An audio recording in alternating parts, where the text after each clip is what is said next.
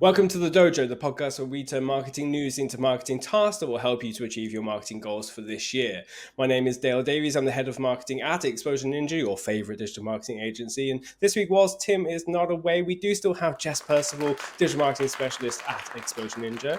And we're also joined by a very special guest indeed who has a lot to share. Hopefully a little bit later on, maybe we can bring it in about ultra marathons. That'd be awesome. As well as healthcare industry as well. We've got Tara Humphrey, primary care leader and host of the Business of Healthcare podcast. Welcome, Tara. Thank you. Tara, what's your relationship to marketing? So when I was at college, I used to want to, my dream job was to work in marketing. I used to think I would do marketing either for Coca-Cola or be the person that created like TV ads. And I did business and marketing at college. And now I run my own consultancy, and marketing is a huge part of that. So I actually did fulfill my childhood dream of becoming like a marketing person, but for my own company, not for somebody else's company. Fascinating. Do you have any memories of any like TV ads that stuck out from when you were younger? So I think everybody will say this. It's the Coca-Cola ad. It was I think it's driving home for Christmas, and that always makes me reminds me of my parents. And there was a program, and it was like The Apprentice, but for TV ads. So I think it was like called Pitch, and groups of people would come together. They'd be given a brief, and then like the winner got to create the ad for the company. And it was that program that made me think, oh, this seems so cool. But my degree and that program were completely unaligned. But yeah, I find it fascinating. And even though I love all aspects of my job, but I definitely could spend too much time on the marketing side, creating content, definitely. Well, you've come to the right podcast to tell us more about marketing. So hold on to that. We're going to see what your story is and let you go and tell us all about that in a little while. I'd actually like to start with Jess. Your story for this week, please. So my headline for this week is dark green rebrands are everywhere. Interesting. I also have a headline for this week, which is actually a borrowed headline from somebody else, but we'll get to that in just a moment. Pre-testing ads is not divisive. It's a no-brainer. That's my headline. And Tara, your headline for this week? Using LinkedIn to grow your business consultancy. Interesting. I think we'll go with Jess first on this occasion. So Jess, fire away. So it's not really a particularly deep story, but it's just something I've noticed is it seems to be quite a lot of brands are going for this dark green rebrand. And I don't know, I feel like there's always like a color trend each year in marketing. Like at one point it was like orange, I think. Other times it's been blue because that always tends to be popular with like social media and stuff. But right now it's this like dark, like pine tree green. Pets at Home have used it. Asda, who's a big supermarket in the UK, have used it. And I just thought it was really interesting. This came off the back of a conversation about how, as well, Pets at Home have taken like 4 different brands, which is their Pets at Home. They also own Vets for Pets. They also own the Groom Room. And I think they have they have like a foundation. They have all these things. All these different things had separate branding. And I really noticed it this weekend. It's so funny, isn't it, when you work in marketing and you go out places and you really notice these like things. You're like, why are they doing that? But I was in Pets at Home, they have the Vets for Pets in there. They have the grooming salon in there. And they currently haven't aligned the branding in the store near me. And I'm like, these look like all separate companies. Like I genuinely just thought that they were different companies collaborating with Pets at Home. Turns out they're all under the Pets at Home umbrella. And part of what sparked this was that I was in my hometown and went past Vets for Pets. They've rebranded it. And I was like, that looks like Pets at Home. And then realized, oh, they're actually connected. And I thought that aspect was really interesting. But I'm just very, very fascinated by this dark green rebrand thing. And I'd love to know from the both of you if you've noticed any recent sort of similar trends, or if you kind of seen this thing happen in the past and you've kind of noticed it. I mean, I was chatting to Tara earlier and she was like, oh, we're doing our front room with dark green. So maybe it is just a trendy color at the moment. Who knows? But yeah, I just wanted to know what other people's thoughts were, really, and if you have any theories as to why this is the color of the moment, or if you have seen the dark green in other places that aren't just Pets at Home or Asda. I've not seen it, but now I bet it's like cars. I bet I see it all of the time. But yeah, I went to pick out our sofa, and I'm like a very cream neutral sort of person, and we've got a very deep forest green. So yeah, maybe it's subliminally that is the color of the moment. Yeah. It's interesting. I think you and I touched on this subject the other day, Jess, and I saw that one of the marketing communities I'm in is also going with this dark green color and a light green kind of contrast. I wonder if there's something in there about the contrasting colors and whether brands are trying to tap into how there's a lot more bright colors being used in the last 3 to 4 years in design across advertising through brand refreshes and so on. And I wonder if people are like also taking into consideration like accessibility and things like that. And when you're going through like website design, ad creative, that kind of stuff, you need to have that opposite effect with color, the deep contrast between the lights and the darks. And whether that's kind of influencing people, and that's why they're leaning way towards like those dark colors, like if it's a dark blue or a dark green or something like that, it's to kind of make the copy pop out a bit more, but also be legible, to be also, you know, all that kind of stuff too. That's the kind of first thing I can think of. Yeah, the other thought I had is I don't know if it's trying to lean into like an eco-friendly thing, even though they're not, neither of these brands are promoting being eco-friendly. But I don't know if they're kind of riding on the back of that, and they're like, green creates this feeling of doing good and being positive and doing good for the environment, and whether they're trying to like piggyback off of that. Mm. That's another kind of theory. Yeah, that's a really good point. I have to say, like, I'm a member of a couple of different communities, and as well as like the Chartered Institute of Marketing. And I would say, like, the end of Q4, as well as Q1, end of Q4 last year, Q1 of this year, a lot of the conversation around like the webinars and things they're doing about like sustainability in marketing and sustainability, this and that, whatever. And you've got like, you know, B Corp reached a milestone of 1,000 B corporations in the UK at the tail end of last year, at the beginning of this year. Like, I wonder if that, as you say, there's a lot of focus on proving your sustainability commitments, initiatives, and things like that, and a little bit of like a change to how your brand perception starts with the brand to begin with, like the color choices and all that kind of stuff, whether that's playing into it as well. I think you're probably right there, or maybe it's just like a really peculiar coincidence that everybody just loves dark green right now. I Yeah, don't this know. is it. Tara, I'm really intrigued. Obviously, you're in the healthcare industry. Is there like a color that's associated for the healthcare industry, or even is there one that like is a must avoid at all costs? Else it makes it like, would you never use red on a healthcare website, for instance, because does it put people off? So what color do you think of when you think of the NHS? Blue. Yes. So that is, yeah. So you've got your NHS blue. And then when we thought about our branding, especially we worked with a company when creating, rebranding our podcast, and we looked at, do we want to go blue? Because our logo is teal. And we were a bit like, but we don't want people to think that we're NHS, but people trust the NHS. And we really debated over, do we go more blue or do we stick with our branding? So I think if you see the NHS blue, for better or worse, I think that there is a comfort there. And we could have piggybacked on there, but we're not an NHS organisation, so we decided to just not confuse people about who we are. I mean, I do see a lot of teal. So we did rebrand. We were orange first, and then we went teal. And now I'm a bit like, well, do we go green? No, we won't go. Um, I think I don't see. It's really interesting talking about pets at home. I'm sure the debates around colour are really quite deep around what you think, what emotion does it invoke when you see red? It's like danger, stop, no. So I personally haven't seen any healthcare organisations with red. They tend, and they probably get this from Canva, like it's multicolored, because what actually is very important is like diversity.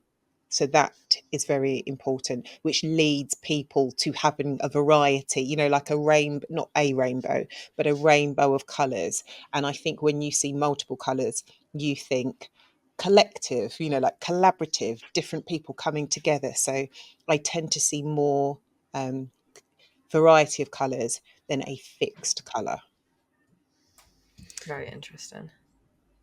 I wonder also if I think Jesse would mention there about pets at home, grooming pets at home, or I think the logo is now just pets. Like, are they taking away the at home bit? It's kind of I'm not really They've still got entirely pets at aware. home, so they have like their but it says the new brand world.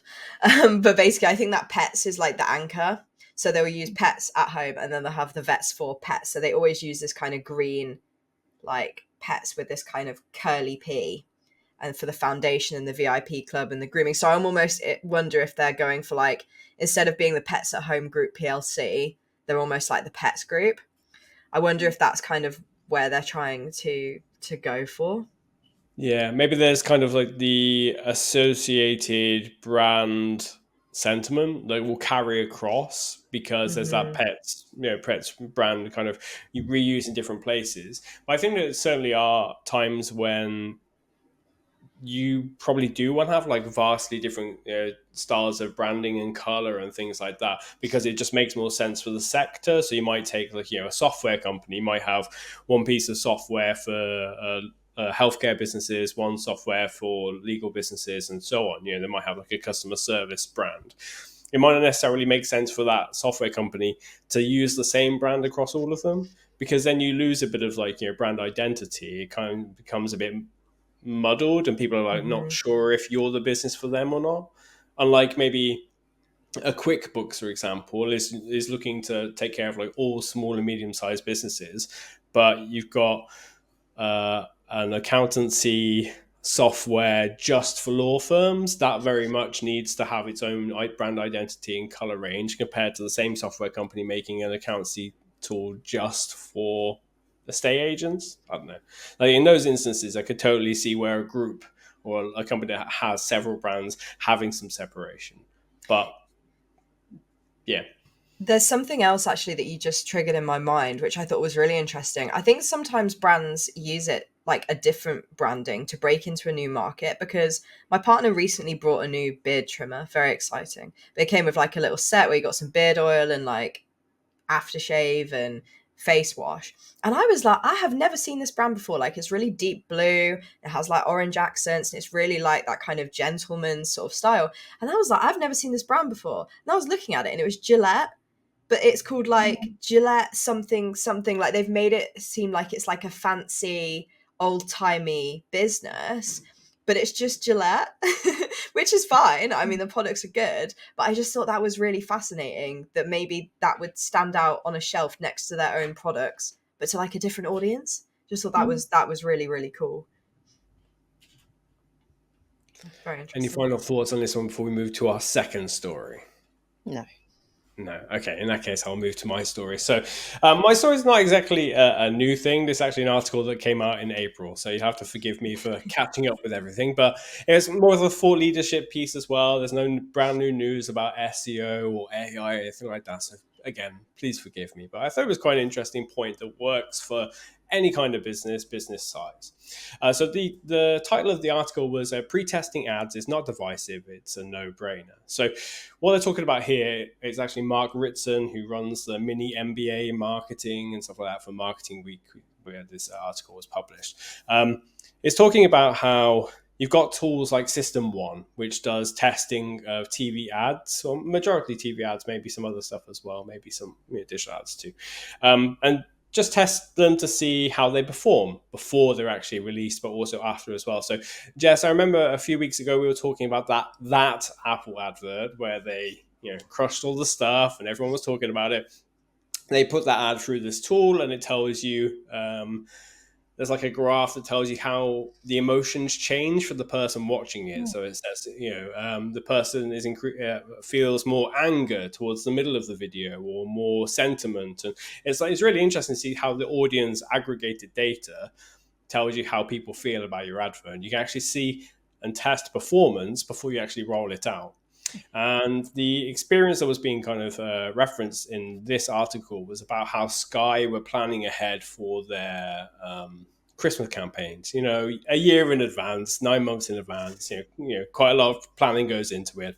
And it was for one of their many movie channels, probably their main one, I don't know the name, Premiere, Premium, I don't know. But anyway, they're planning for that one, and they've got 6 ideas. And you've got 6 champions, 6 stakeholders, all like, this is a great idea. The marketing team has this idea, and our advertising team has this idea, and everyone and their best mate has got an idea as well. Nobody wants to say that their idea is worse. So what do? The marketing team is not going to say theirs is worse. So they put it to the test. What they did is they created like basic animation. What was it? Animatic ads is the word that I had here, which is not a word I'm familiar with. But it's like a cartoony version of the basically advert. It's like a storyboard that moves. Sometimes it will just be a storyboard, but other times it's maybe has a few more flourishes to it. So there's an example in the article, which we'll make sure is linked in the notes as well, which was showing a Heineken ad just to kind of communicate the point of this is how it works. And it was a Heineken ad. No, was it Heineken? No, Carlsberg.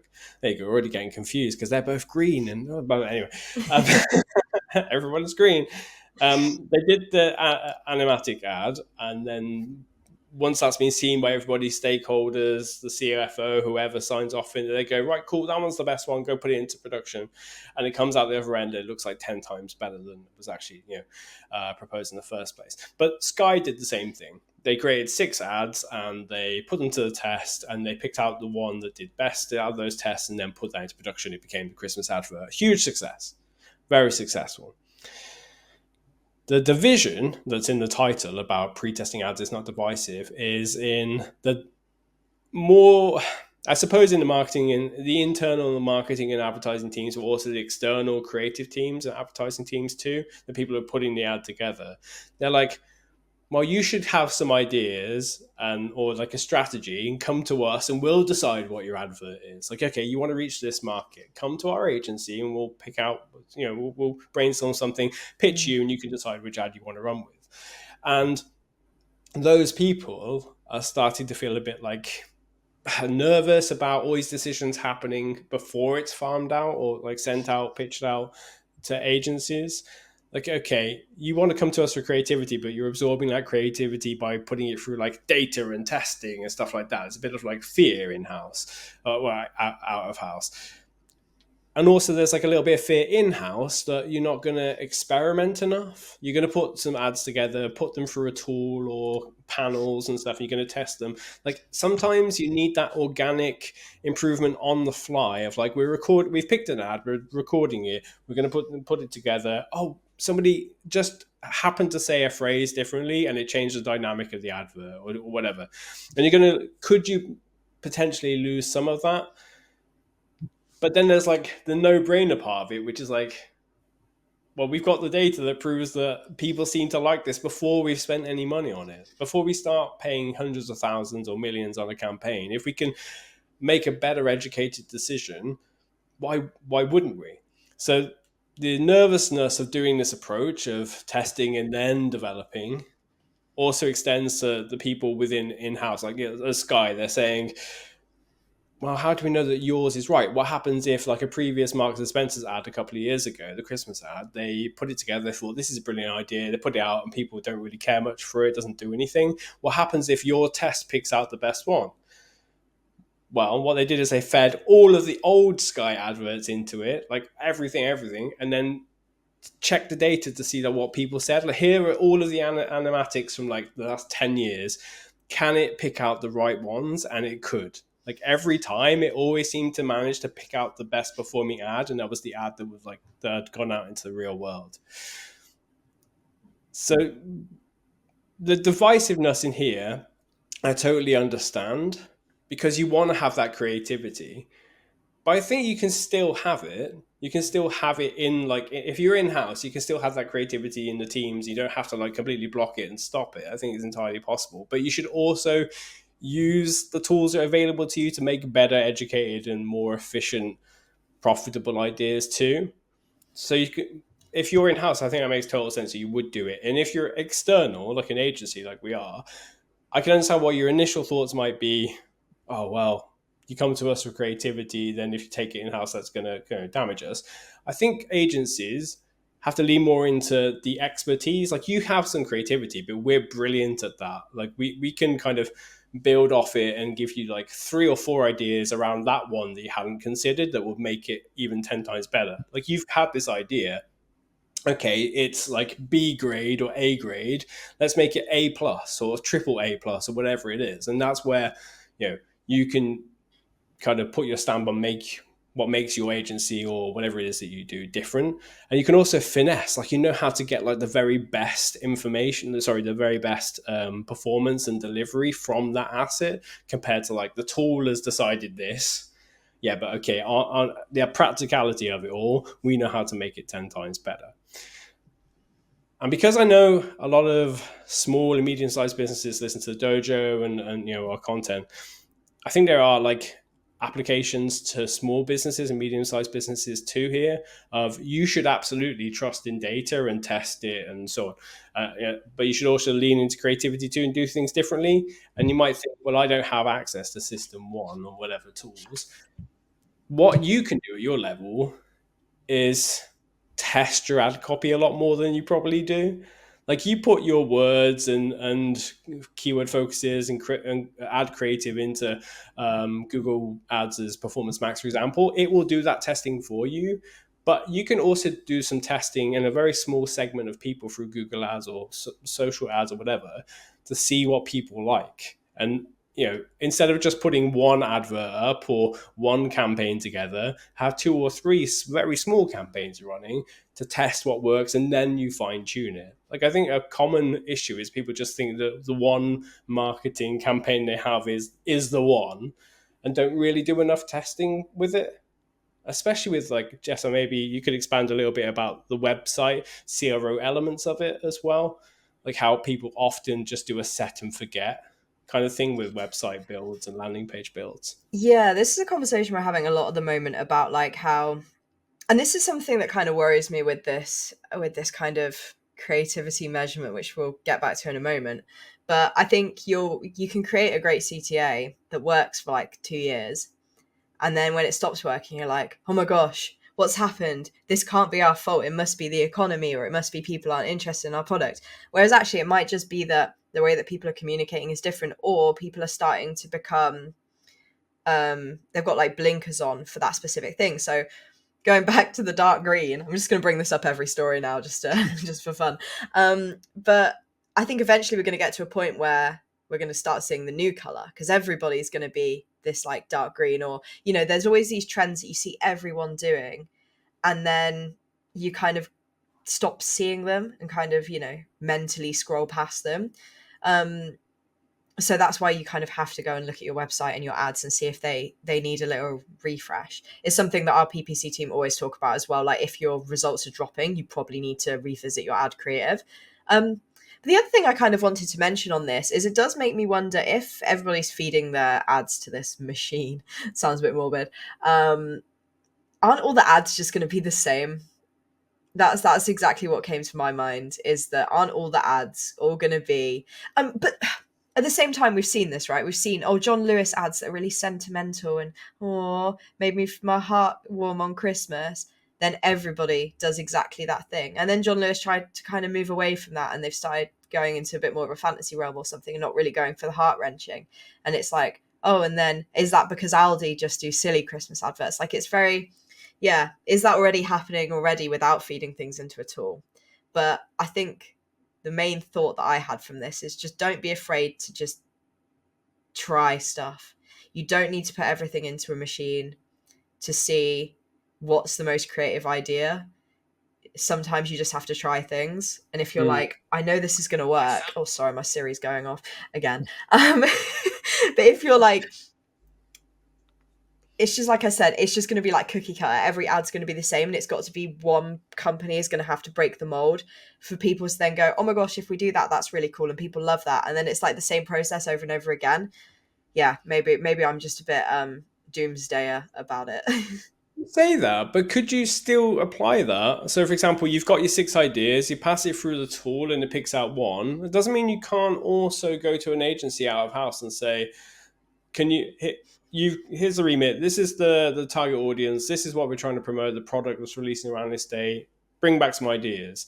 Like if you get to a certain level, if you are kind of using the tool in house to make your decisions, and that's giving you some efficiencies because you're not spending money on ads that aren't effective, you should have a better kind of level of profitability that you can maybe use a very small, maybe a small team. Like instead of going to an agency of like 50, 60 people, you go to an agency of 5 or 6 who will do you a smaller campaign but really targeted, and you can just run those against each other online or to a focus group or whatever, and then decide, okay, this is the one that we want, the creative one that was an agency, based on the feedback that we've had from real people, our target customers, before we get through to Christmas and actually launch it wider. I think there is room for both, but it depends on buy-in and many other things. Tara, I'm wondering if you kind of see a lot of testing in the healthcare industry. Like, do you see a lot of set and forget marketing, or is that industry pretty good at changing things up? I don't want to be rude.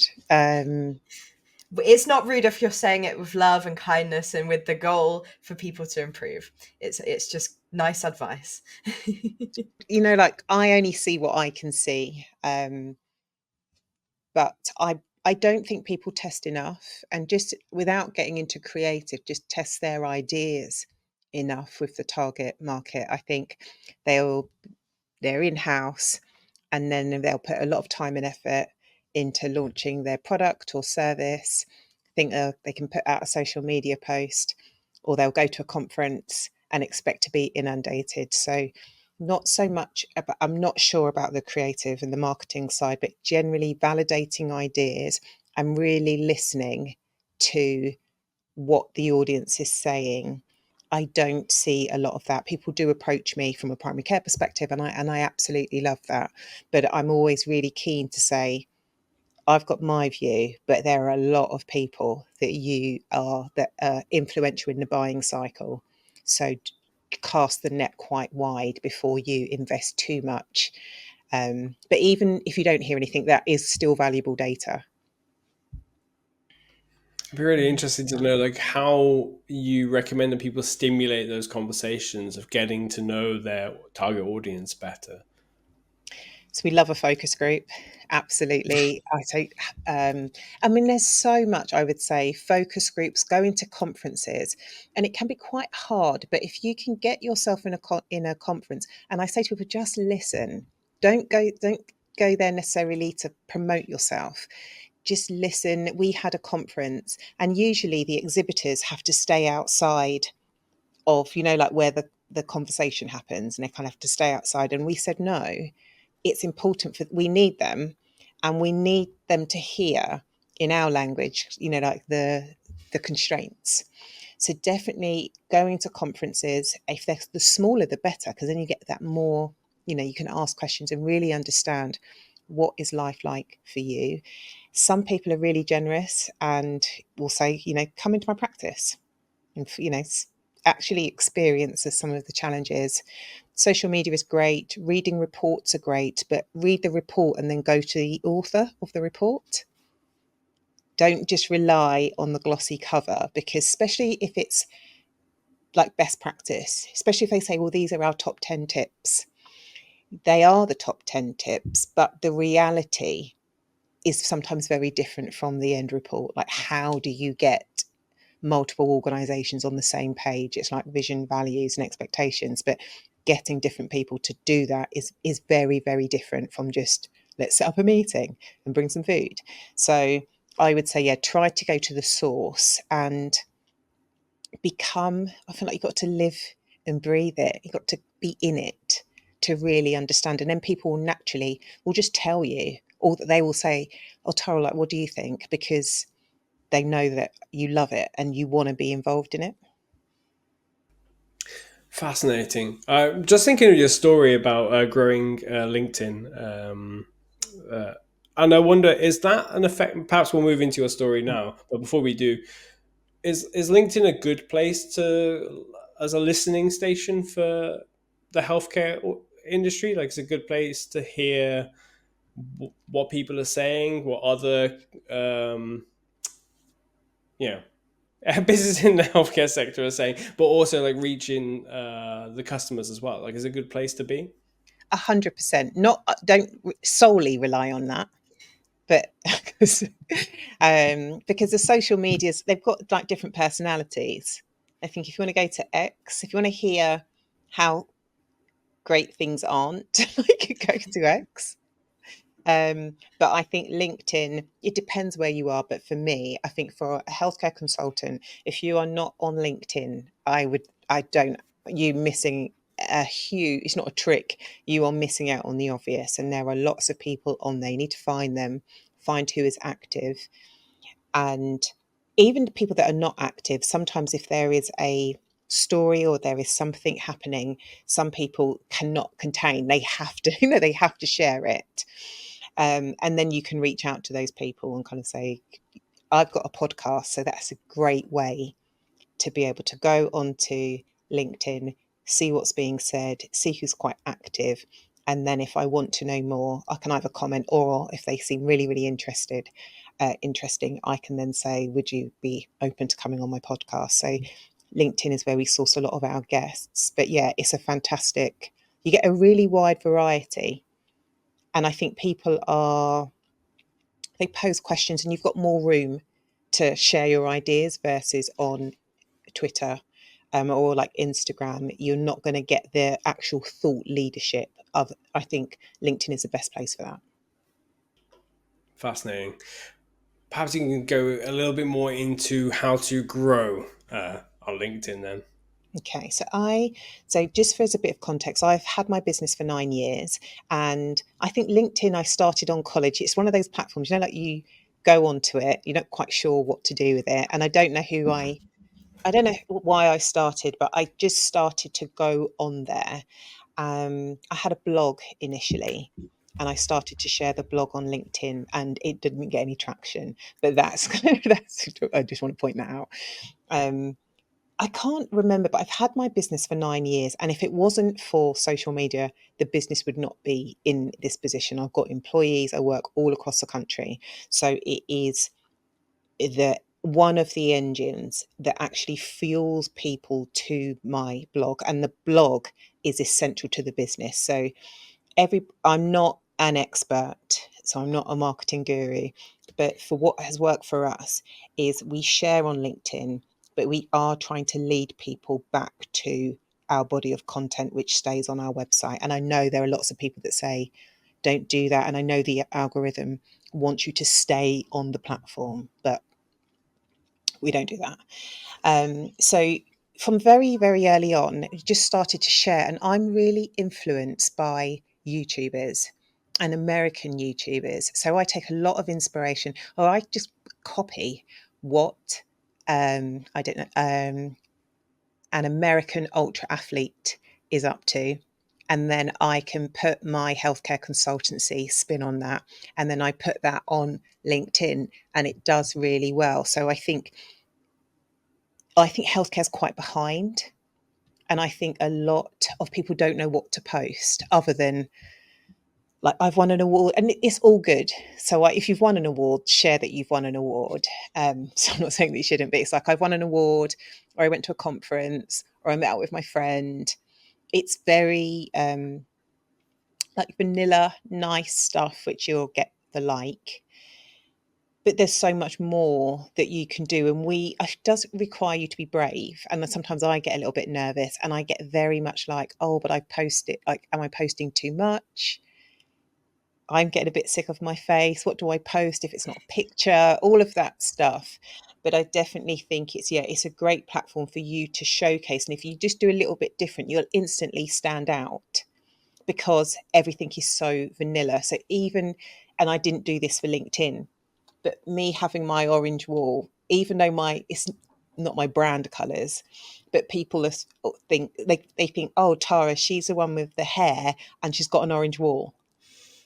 So it's little things. Or some people say, oh, people come to me and say, oh, you've got a plant. So even little things like the aesthetics that you continuously post slowly start to kind of resonate with people.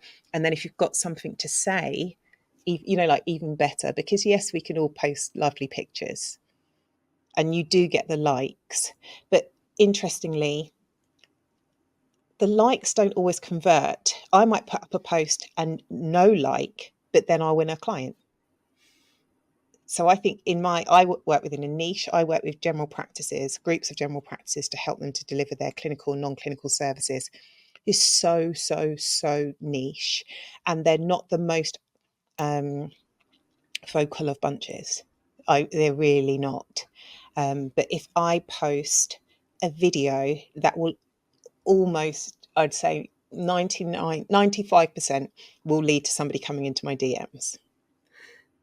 And video is the thing I hate doing. I hate doing that the most.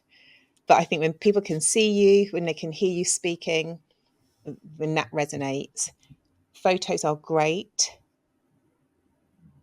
But in an ideal world, you don't want the picture to take away from what you're saying.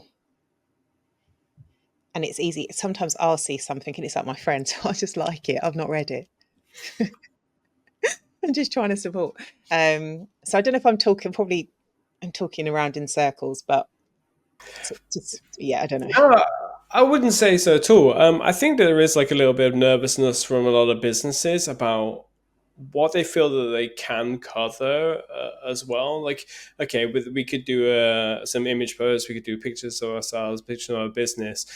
I think there's like a difference between like what a person can do for themselves versus what a practice might do for their own page.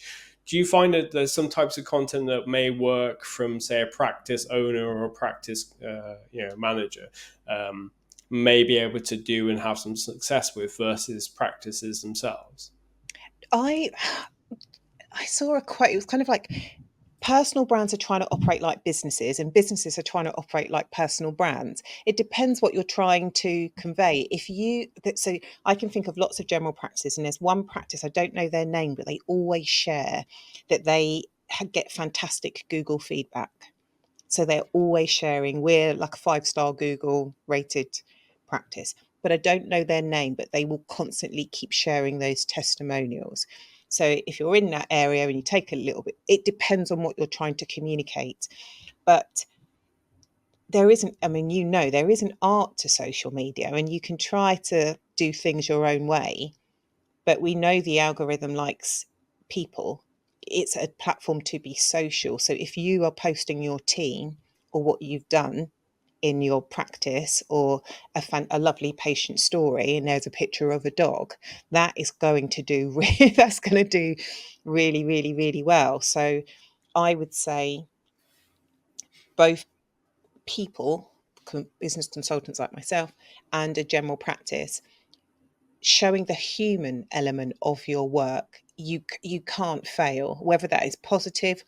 And unfortunately, if it is negative, people love to hear, like what went wrong, unfortunately.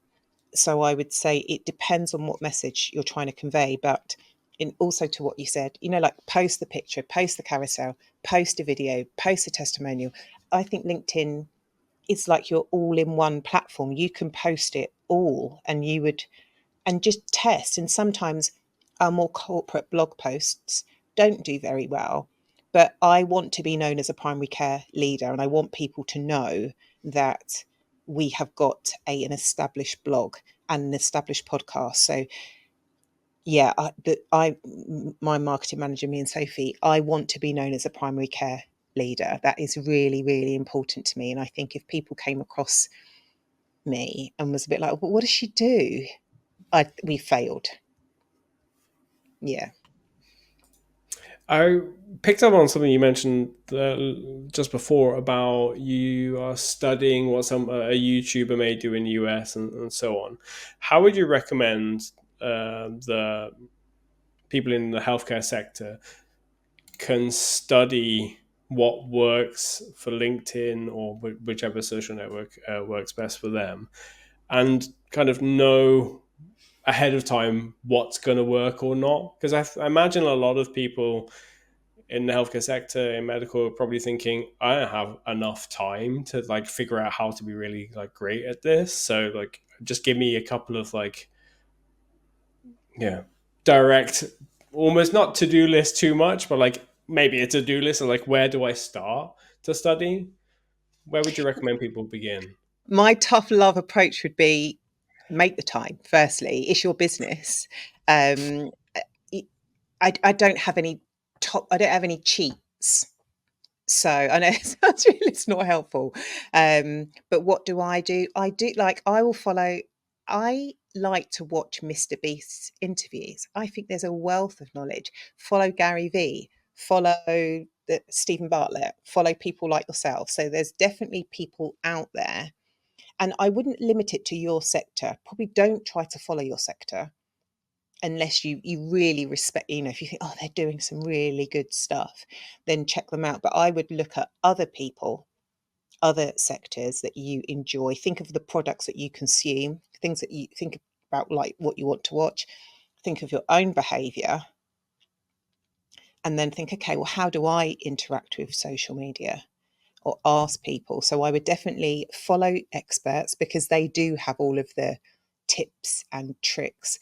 There is a guy called Jay, and there's a group of like LinkedIn creators which teach you, and they're really good, like the waterfall method on your text to make it more easy to read. So sometimes you can look outside your sector and just copy what they have done, and then you test it. You think, did that do well? Did it not do well? And if it did do well, to try to dissect, why do I think that that did well? And talk with your colleagues. Was it, okay, let's see if we can do the exact same post at a different time of day. And then you test it to work out your formula. But sometimes the post that you spend a lot of time on tanks. And then sometimes the post that you think, oh, I met up with this person and they said that, and you don't even think about it and you just post it, and then you go away and you come back and there's typos in it, but there's like, you get loads of likes and you think, oh my gosh. So sometimes there is an art, sometimes it is just random, but I think the more human you are in healthcare, and I hate to say it, but a lot of it is about relationships. If you're a healthcare consultant, you're not selling a product. If you're selling yourself and your expertise, people need to know you. They need to know that you know your stuff. They want to know who you've worked with. They want to know, where do you work? Are you remote, or do you come out? Like, if you go to the conference, why did you go to the conference? And I look for people. I hate it when people, they will share a paper and they will say, oh, NHS England just dropped this. And I think, what's your opinion? Have you even, you've not read it, or you don't feel confident enough to share your opinion. So when I look for people, I want to know that they know their stuff. And if they post too many times, it's like they're trying to cheat, or they can't be bothered. I think, no, you're not serious. I'm harsh. I'm harsh because this is my business and it's their Yeah. business. So I think if you don't have the time, we've got consultants in, and sometimes we just want a strategy session. We've invested heavily in marketing and it pays off, but it's not immediate. We've really thought about our brand and it just continues to pay off. It really does. And when people don't invest in it, but they want the the silver bullet, I think, well, Yeah. As you were saying before, like quick wins, like you can get a few of those, but they're not, common. And sometimes once you've done them, that's it. You've used them all up, and they're never going to be usable again. But it, also, like, it depends what you think a quick win is. Ultimately, as a business consultant, we want clients through the door. So having a post that has 200 likes, if that doesn't generate, yes, you've got, and you won't know who's seen it, what they've thought about when they've liked it. But if that post doesn't generate any activity outside of that post, what is the quick win? So it does go back to, and you will have this, there's a variety of reasons why people are on LinkedIn. Some people just want to build their personal brand and they're not selling anything. They generally are just on there, they're just hanging out. And and because sometimes those people do really well because they're not overthinking it, but they've gone, okay, I'm going to post twice a week and I'm just going to share what I'm doing. And that's their strategy. Some companies will come to us and they're looking for sponsorship. They want cold, hard sales. So then they might go down the ads route and they're sharing those testimonials and constantly sharing the benefits of their products. You've got people like me where I want to build my network and I want to build my personal brand. And I do want the clients, but I don't go to LinkedIn for the clients. I go to showcase my expertise and then to continue that conversation. So at THC, we always say, I would hate for somebody to follow me on LinkedIn and then want to, not have never, ever gone onto our website. Like the customer journey is, in an ideal world, they see us on social media, or they come to us probably through word of mouth, but all roads lead to the website, because the website is where you will hear my tone of voice, you will see the breadth of our experience. If you've seen a video, you know what you're getting. So the answer is an easy yes or it's a no. I want people to, this is the vibe that you're going to get if you work with us. I would hate for somebody to come to me cold. So it's a start. It sounds like I've been reading too many marketing books. It's a start of a conversation. It's not the end. But I really do believe that. Yeah, absolutely. And I would highly recommend that everyone goes and checks out Tara's website. But more importantly, would say go and listen to Tara's podcast as well, the Business of Healthcare podcast. I think there's a lot of insights to be found there as well. But yeah, I'm definitely on team. Get people to the website and then test it. Test your CTA, see what works. Try different landing pages against each other just to bring it back around to the. So yeah, we need to do that. So yeah, that's something we need to improve on. Definitely, yes. Super. That's really insightful. If I'm honest, Tara, I probably could have listened to you for like another hour talking about that. So again, if you want to hear more from Tara, please do go and listen to Tara's podcast. Right, I've got to pick a story to turn into tasks. As time goes on, I'm finding this trickier and trickier because everyone brings great stories. I feel like Tyler's story was the one. I feel like it's really actionable, even if it's not just a LinkedIn conversation. It's really just, all about finding your people and finding where they are, which I think is great. Okay, in that case, well, Tim would normally handle the business owners bit, but perhaps Tara will come to you in a second to answer that question. So Jess, I'll go with you first. Jess, what tasks can marketing managers take from Tara's story? I think the main thing is about maybe revisiting some platforms that you weren't sure about and seeing if there's a different way you could tackle them, as well as looking for inspiration in different places. For instance, going and looking at those American YouTubers or people that are household names in the internet space. Why is that?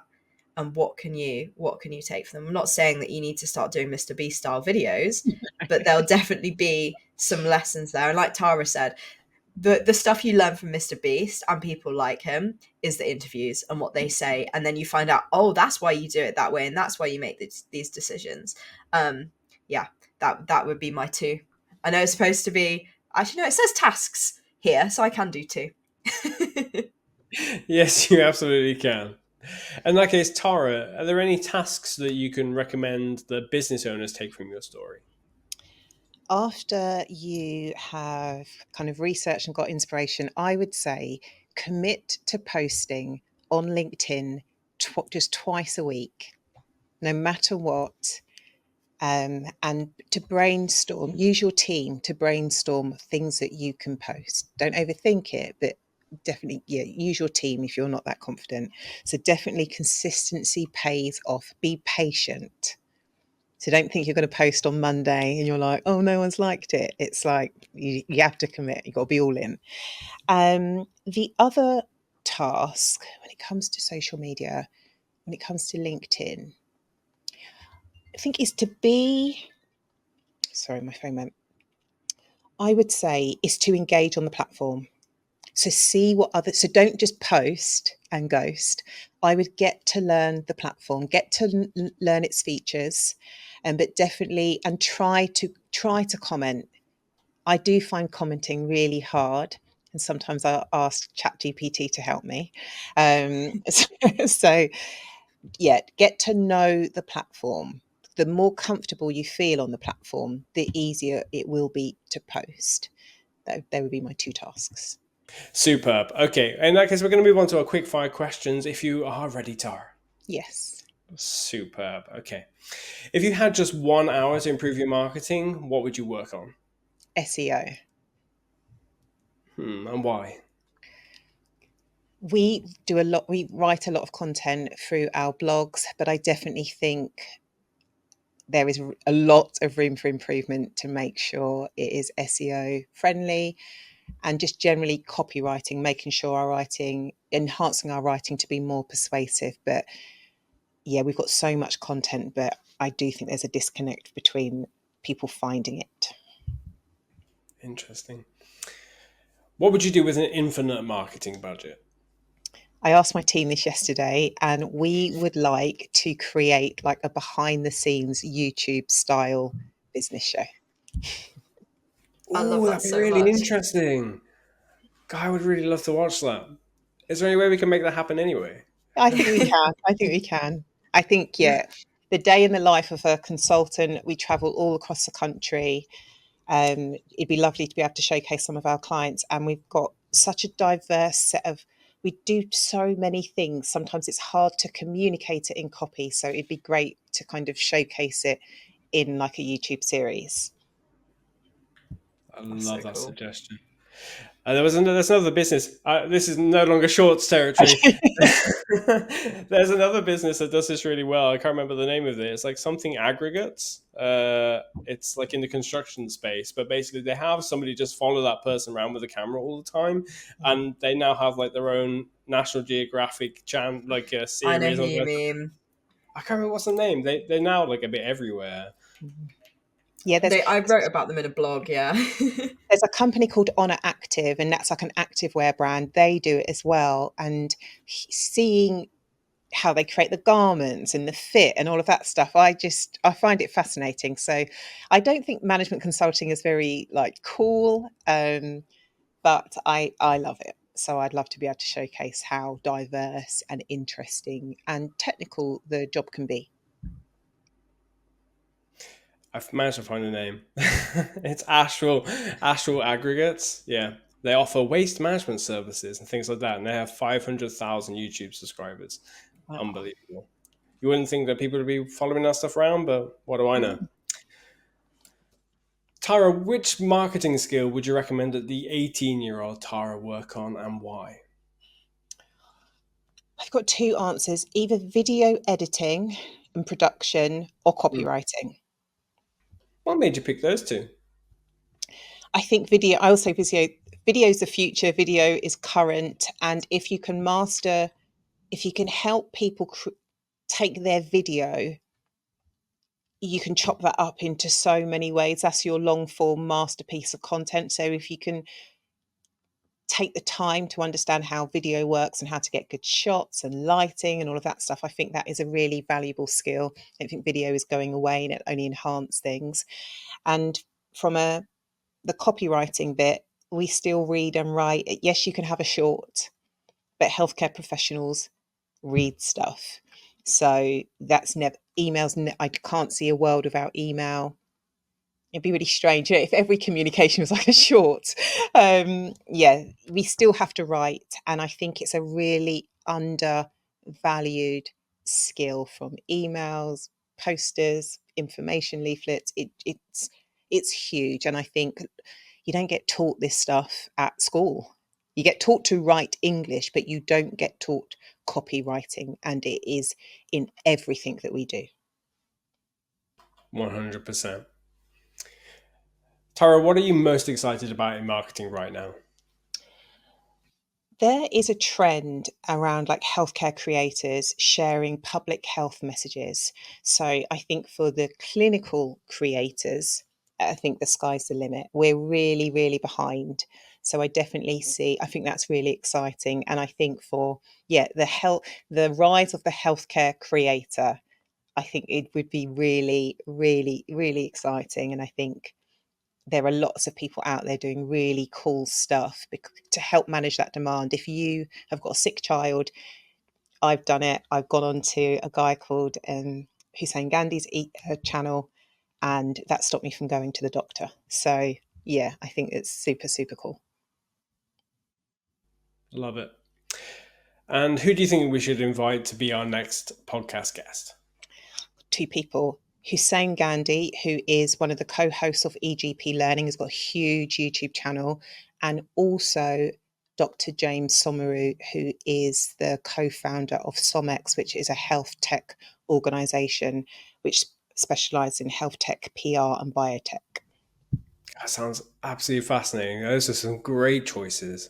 You say anything tech to me and my ears like prick up. I'm like a big fan of like, talking about that stuff. So to combine like my expanding knowledge about healthcare and that sounds perfect. So thank you for those. Those are great.